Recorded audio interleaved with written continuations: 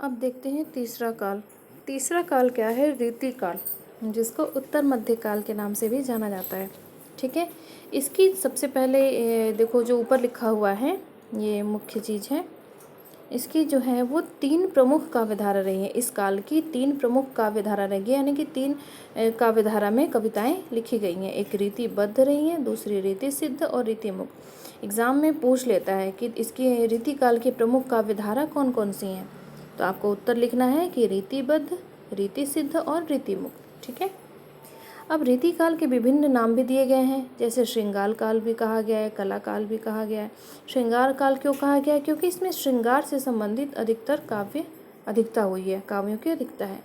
अब इसमें देखिए रीति काल में रीति ग्रंथ के 2 रूपों में मिलते हैं, एक अलंकार पे आधारित, दूसरा रसों पे आधारित। ठीक, अब रीति काल के सर्वाधिक ख्याति प्राप्त जो कवि हैं वो बिहारी हैं और भूषण हैं।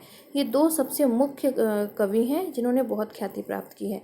और इस काल के जो हैं ये कुछ कवियों के नाम दिए गए हैं और उनकी रचनाएं दी गई हैं। जैसे इसमें प्रमुख कवि मैंने लिखा हुआ है, प्रमुख हैं बिहारी, जिनकी बिहारी सतसई है। ठीक है, श्रृंगार उसका नीति परक है ये और श्रृंगार परक दोनों। लेकिन इनमें क्या है? सतसई। सतसई मतलब क्या होता है? सत मतलब 100 और सही 7, सत मतलब 7 और सही मतलब 100, यानी कि 700 जिसमें दोहे हैं उसको बिहारी सतसई कहा जाता है। ठीक है, तो बिहारी की एकमात्र रचना है बिहारी सतसई। ऐसे ही जो भूषण है, जो प्रमुख कवि हैं, उनकी जो रचना है वो शिवा बावनी है। ठीक है, शिवा बावनी जो है वो वीर काव्य है, यानी कि वीर रस से उत्प्रोत काव्य है।